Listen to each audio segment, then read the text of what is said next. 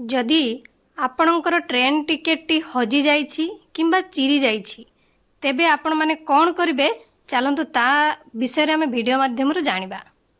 भारतीय रेलबाई को देशर लाइफ लाइन मध्य कहा जाए कारण प्रतिदिन कोटि कोटि यात्री निज गंतव्य स्थल रे पहुँचवा पई रेल पथ दे यात्रा करती। रेलबाई द्वारा प्रतिदिन प्राय 13,000 ट्रेन चलाचल करिथाए।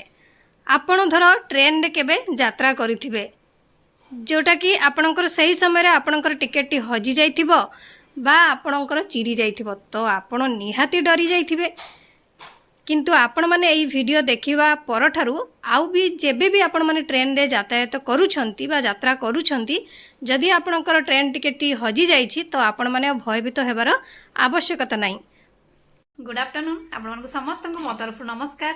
आशा करछि आपण माने समस्ते भलरे थिबे मु भी भलरे अछि। चलंतु वीडियो आरंभ करबा।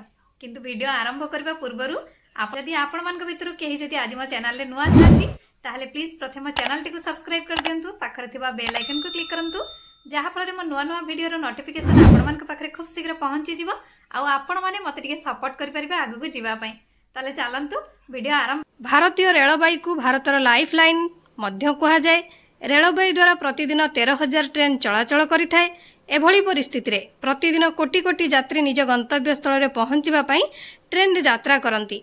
वर्तमान भारतीय रेलर नेटवर्क 68,000 किलोमीटर रु अधिक एवं सेठारे 8,000 रु अधिक रेल स्टेशन अछि।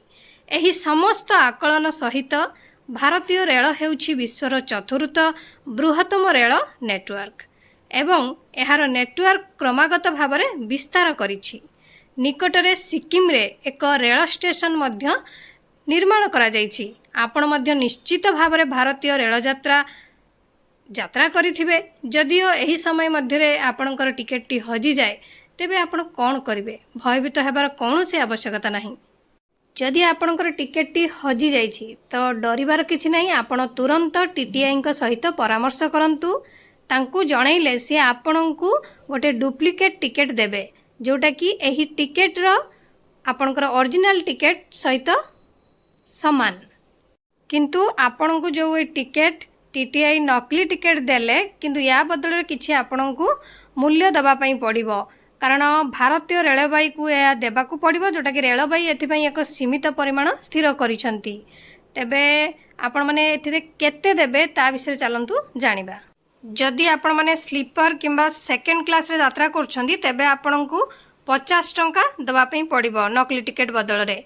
आउ जदि आपण जोटा कि आपनकर स्लीपर क्लास बा सेकेंड क्लास व्यतीत अन्य कोनोसी श्रेणी रे आपण जोटा कि भ्रमण करूछंती तेबे आपनकर टिकेट हजि जाइछि तेबे आपनको 100 टंका देबा पई पड़िबो। ता परे जाई आपण टीटीआई के पाखरु नकली टिकेट पाइबे।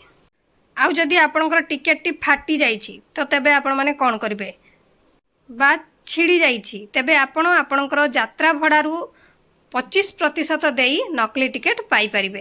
तो आशा करछि आपण मानको वीडियो टी भल लागिथिबो। मु ताले रहूछि पुणे देखाबो नेक्स्ट वीडियो रे। किंतु आपण माने please like comment share subscribe करिया पे भूलिबेनी। मते ताले विदाई दियंतु। नमस्कार।